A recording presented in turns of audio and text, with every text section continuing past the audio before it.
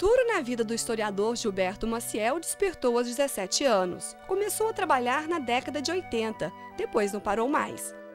Primeiro eu morei em Goiânia de 73 a 76 e fui trabalhar num local que tinha uma biblioteca embaixo e teve um dia que eu desci, né, nessa biblioteca para me ver, né, livros, alguma coisa, e de repente eu vi obras de arte. Então aquele momento da minha vida foi fundamental, porque eu tive assim, eu nunca tinha visto na minha vida uma obra de arte, eu tinha 17 anos.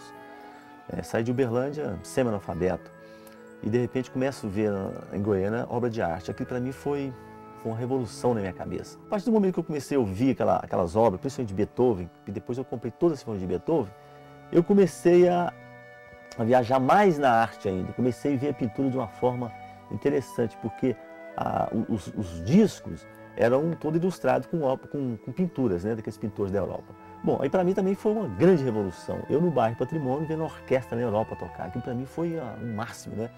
E o dia que eu vi a Nona Sinfonia de Beethoven, eu flutuei no espaço. Falei, nossa, essa obra é fantástica, né? Foi aí que eu comecei a interessar pela pintura e comecei a pintar, conheci a espátula depois e passei a pintar com espátula. Os trabalhos de Gilberto Maciel estão relacionados com sua própria história de vida. Quando pinta o Cerrado, ele retrata sua vivência na roça, a infância. Já os Casarões, ele retrata a história, a vida do homem com a arquitetura da região. A sua casa, por exemplo, é uma memória das construções da década de 40. Com o tema Cerrado, Gilberto Maciel retrata o que é de mais primitivo na vegetação. Ele foi a campo para abstrair as belezas naturais. Veredas, nascentes, flores, aves, a seca, o pôr do sol. Cada obra um significado. Porque o Cerrado Seco ele foi totalmente destruído, né? Primeiro trouxeram nos anos 60 trouxeram o capim gordura, depois trouxeram a braquiária. Então essa parte seca do Cerrado, eu acho que ela foi totalmente descaracterizada. Então o que eu estou fazendo? Eu estou pintando as veredas. Né? Se você sair, por exemplo, a 10 km e entrar na vereda, é como se você estivesse entrando 100 mil anos atrás no tempo. Né? Esse movimento do espaço, que são os urubus, que estão o dia todo nesse movimento, os passos, as aves e as nascentes, ali, os capinzinhos, as florzinhas, porque a braquiária que sucede para o Cerrado não invadiu essa parte úmida do Cerrado, ela ficou na parte seca. Então essa parte do Cerrado ainda é primitiva ainda para mim. A série Casarões da Região é a paixão do historiador. Gilberto percorreu a região, fotografou e depois pintou cenários que, de alguma forma, têm histórias.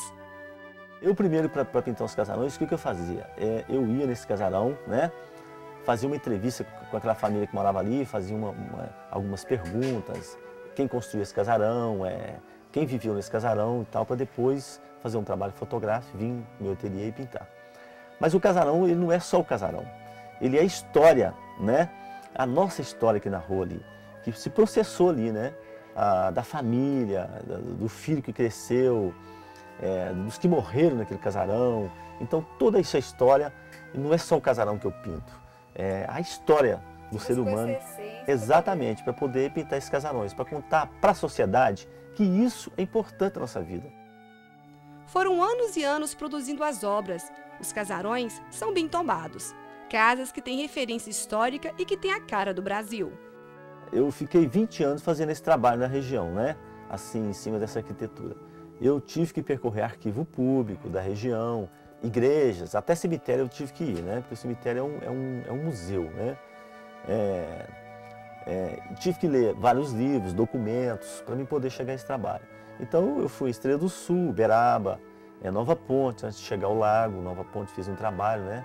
Um trabalho de entrevistas, um trabalho fotográfico em cima dos casarões, né, para me retratar esses casarões da região, que eu achei fundamental o início da civilização branca nessa região, porque até então eram os quilombos que existiam na região, né, que foi destruído pelas tropas de Minas Gerais que entrou aqui, destruiu todos os quilombos, e os índios que viviam nessa região. Em cada pintura, detalhes que fazem toda a diferença. Gilberto Maciel quis registrar a realidade de cada construção. Casarões originais, como essa casa da década de 40, que pertencia a um amigo de infância. Tem essa casa da zona rural, em Monte Alegre de Minas. Em Estrela do Sul, ele pintou este casarão que pertencia a um coronel, a Rua da Beija. a igreja de Nossa Senhora do Rosário e São Benedito. Em Uberaba, pintou a igreja Santa Rita, construída por um negro em 1852.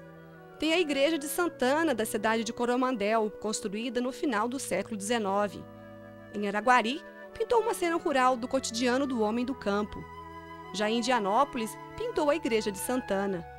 Em Uberlândia, fez questão de pintar a igreja do Rosário, o símbolo da cultura negra, o antigo Paço Municipal, entre outras referências de nossa cidade. Eu acho que a gente tinha que fazer um levantamento desses casarões na região e preservar, inclusive na zona rural, alguns casarões para ficar, para contar para a história dos nossos filhos, dos nossos netos, né? Porque é ali que se processou o início da história do homem branco, né? Nesses casarões.